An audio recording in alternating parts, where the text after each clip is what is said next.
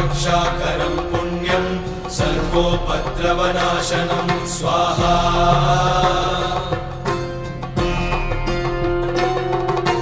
सर्वसम्पत्करं चैव स्वर्गमोक्षप्रदायकं ध्यात्वा नृसिंहं देवेशं हेमसिंहासनस्थितं स्वाहा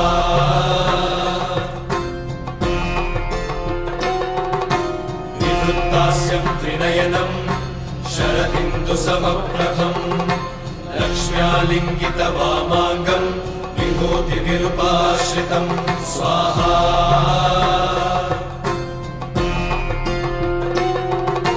चतुर्भुजं कोमलाङ्गं स्वर्णकुण्डलशोभितं श्रिया सुशोभितोरस्कं रत्नकेयूरमुद्रितं स्वाहा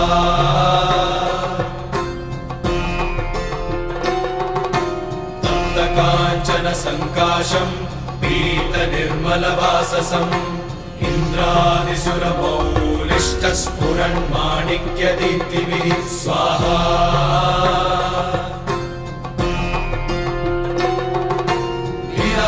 हीराधितपदद्वन्द्वं शङ्खचक्रादिहेतिभिः गरुत्मता च विनयात् स्तूयमानं मुदान्वितं स्वाहा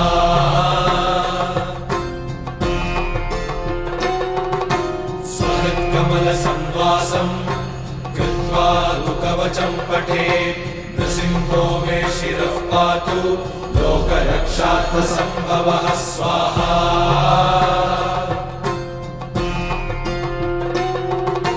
सर्वगोपिस्तम्भवासः फालं मे रक्षतु ध्वनिं नृसिंहो मे दृशौ पातु सोमसूर्याग्निलोचनः स्वाहा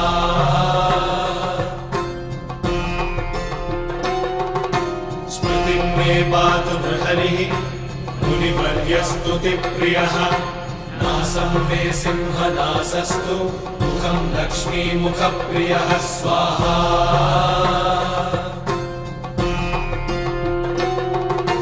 सर्वविद्याधिपः पातु नृसिंहो रसना मम वक्त्रं पात्विन्दुवदनं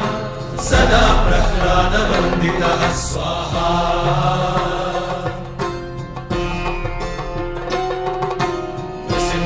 पातु मे कण्ठं स्कन्धौ भूधरान्तकृत् दिव्यास्त्रशोभितभुजो नृसिंहः पातु मे भुजौ स्वाहा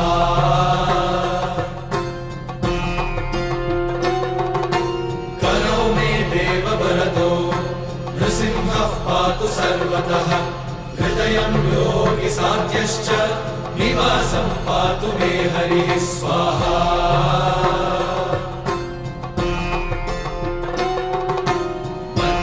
पातु हिरण्याक्ष वक्षः कुक्षिविदारणः नाभिं मे पातु बृहरिः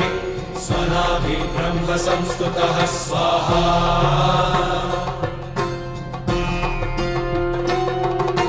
ब्रह्माण्डकोटयः कट्यां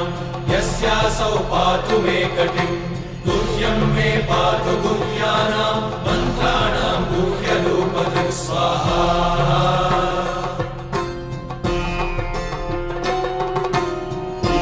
मनोभवः पातु जानुनीनररूपधृक् जङ्घे पातु खराभारहर्तायो सौर्यकेसरी स्वाहा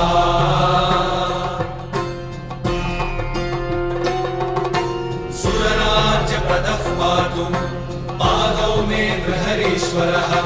सहस्रशीर्षा पुरुषः पातु मे सर्वशस्तनुं स्वाहा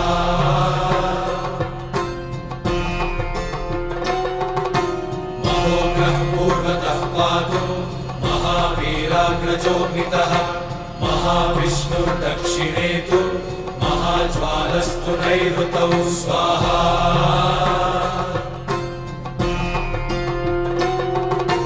पश्चिमे पातु सर्वेषु दिशि मे सर्वतोमुखः नृसिंहः पातु वायव्यां सौम्यां भीषणविग्रहः स्वाहा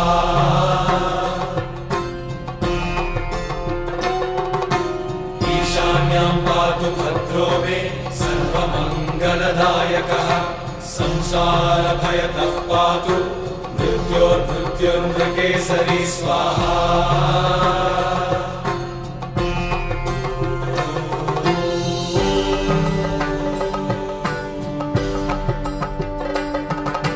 गर्जन्तं गर्जयन्तं निजभुजपटलं स्फोटयन्तं हरन्तं